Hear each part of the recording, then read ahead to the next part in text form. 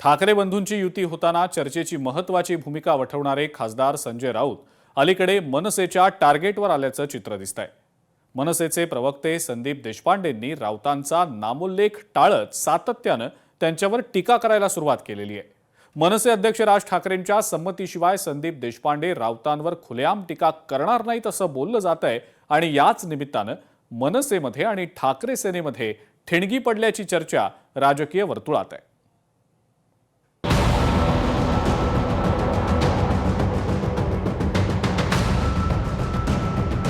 संजय राऊतांवर संदीप देशपांडे यांची टीका। नामोल्लेख टाळून सुपर प्रवक्ता आणि एकच अतिशहाणा अशी टीका। मनसे ठाकरे सेनेतील वाद वाढण्याची शक्यता।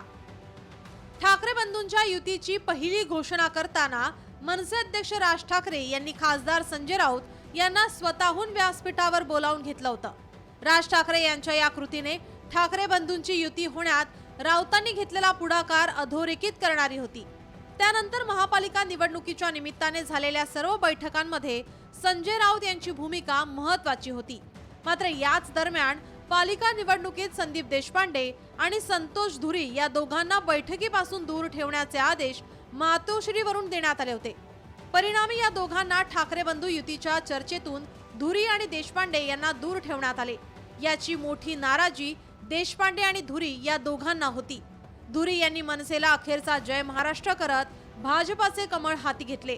संदीप देशपांडे यांनीही अनेकदा ती नाराजी बोलून दाखवली। तोच राग मनात ठेवून संदीप देशपांडे यांनी ठाकरे सेनेविरोधात आपली मोहीम उघडली असल्याची चर्चा आहे।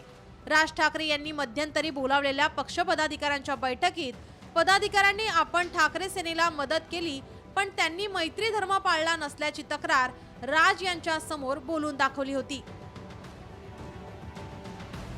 चंद्रपुरात झालेल्या महापौर निवडीत ठाकरे सेनेने दिलेल्या पाठिंब्यावर संदीप देशपांडे यांनी थेट ठाकरे सेनेने यात अर्थपूर्ण व्यवहार झाल्याचा दावा केला। चंद्रपुरातील शिवसेना ठाकरे गटाच्या नगरसेवकांना 1 कोटी रुपये देण्यात आले। त्याशिवाय ठाकरेंच्या नगरसेवकांना वेगळ्या ऑफरही देण्यात आल्याचा दावा संदीप देशपांडे यांनी केला। तुम करे तो रासलीला, हम करे तो कॅरेक्टर ढीला। तुम्ही काँग्रेस बरोबर बसायला पाहिजे होता ना, जर तुम्ही महाविकास आघाडीचा भाग होता। तुम्ही भाजप बरोबर कसे गेले मग तिकडे? म्हणजे तुम्ही कराल ते सगळं चालतं योग्य बरोबर। दुसऱ्यांनी केलं की मग इथे येऊन राजू पाटील भाजपला विकले गेले आहेत आणि हे असं झालंय तसं झालंय, अशा प्रकारे योग्य नाही ना बोलणं। माझ्या ऑथेंटिक सूत्राकडनं मिळालेली माहिती आहे, प्रत्येक नगरसेवकाला 1 कोटी रुपये हे दिले गेलेले आहेत आणि प्लस या बाकीची ऑफर आहे जी माझी चंद्रपूरमध्ये जे उबाटाचे नगरसेवक गेलेत त्यांना। संदीप देशपांडे यांच्या आरोपांना खासदार संजय राऊत यांनी प्रत्युत्तर देत कोणी पैसे दिले, पैसे कोणी मोजलेत, आरोप करणाऱ्यांना कमिशन मिळालंय का असे प्रश्न उपस्थित करत देशपांडेंच्या आरोपांना प्रत्युत्तर दिलं। ज्यांनी हा आरोप केला ते पैसे मोजायला बसले होते का भाजपतर्फे की हे पैसे मोजा आणि त्यांना द्या? ज्यांनी हा आरोप केला, मला आरोप कोणी केलाय माहीत नाही, पण भारतीय जनता पक्षाने हे 1 कोटी रुपयाचा भाग आहे त्यांच्याकडे पाठवून जरा मोजून पोचवा शिवसेनेच्या लोकांकडे, असं काय व्यवहार झाला आहे का? आणि मध्ये मग 20% कमिशन आहे का कुठे मोजण्याबद्दल? दोघांमध्ये वादाचा कलगीतुरा सुरू असताना संजय राऊत यांनी शिवतीर्थावर जाऊन राज ठाकरे यांची भेट घेतली। या भेटीचा संपूर्ण तपशील बाहेर आला नसला तरी चंद्रपुरात झालेल्या राजकीय नाट्याबाबतच ही चर्चा होती। त्यानंतरही संदीप देशपांडे यांनी राऊतांवर अप्रत्यक्ष टीका करणारे प्रहार केले। सुपर प्रवक्त्यांचा प्रॉब्लेम हा झालाय की सुपर प्रवक्त्यांना सुपर उद्धव ठाकरेंची भीती वाटायला लागली आहे का नाव घ्यायला। सुपर उद्धव ठाकरेंनी सगळ्या चंद्रपूरचं कान घडवून आणलं आणि सुपर प्रवक्त्यांना याबद्दल कल्पना सुद्धा नव्हती। त्यामुळे सुपर प्रवक्त्यांनी आता काय झालंय, सुपर प्रवक्ते काय करतायत आता? त्यानंतर संजय राऊत यांना याबाबत विचारले असता त्यांनी संदीप देशपांडे यांच्याबाबत काहीही न बोलता अनुल्लेखाने मारण्याचा प्रयत्न केला। त्यानंतर संदीप देशपांडे यांनी टिपू सुलतान प्रकरणावर लिहिलेल्या सामनाच्या अग्रलेखावर टीका केली आहे। देशपांडे यांनी ट्विट करत राऊतांना डिवचण्याचा प्रयत्न केलाय। एकच अतिशहाणा, तो समजतो सगळ्यांचा बैल रिकामा, मराठीतील म्हण आहे।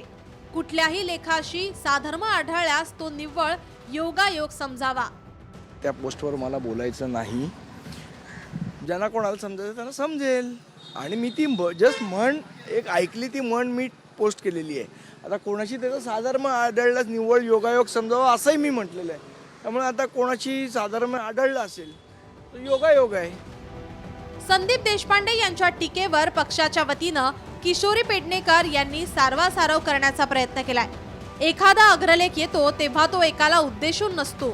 संदीप देशपांडे यांच्या भूमिकेशी राज ठाकरे सहमत आहेत का हे माहीत नाही. देशपांडे यांच्या वक्तव्याला त्यांच्या पक्षातील लोक देखील गंभीरतेने घेतात का हे माहीत नाही. एखादा सामनाचा जेव्हा अग्रलेख येतो तो कोणाला एकाला असा उद्देशून नसतो.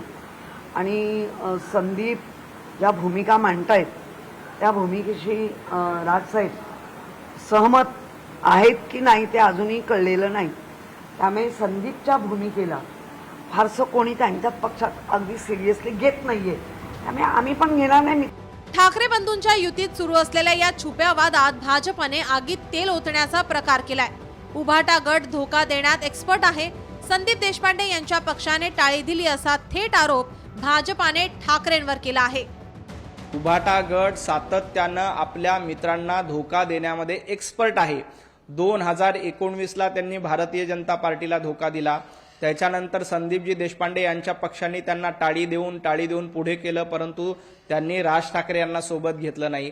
आता आपल्या गरजेपोटी महापालिका निवडणुकीला मनसेला सोबत गेलं, पण मनसेचा केसांनी गळा कापण्याचं काम उभाटा गटाने केलं, संजय राऊत यांनी केलं. महापालिका निवडणुकीच्या निमित्ताने ठाकरे बंधूंनी 2 दशकांनंतर एकत्र येण्याचा निर्णय घेतला. मात्र निकालानंतर दोन्ही पक्षातील नेत्यांचा आरोपांचा कलगीतुरा सुरू झाला. ठाकरे बंधूंच्या युतीतील हा वाद आता किती चिघळणार की 2 भाऊ यावर तोडगा काढत झालेली युती टिकवणार हे येणारा काळच ठरवेल. ब्युरो रिपोर्ट, लोकशाही मराठी, मुंबई.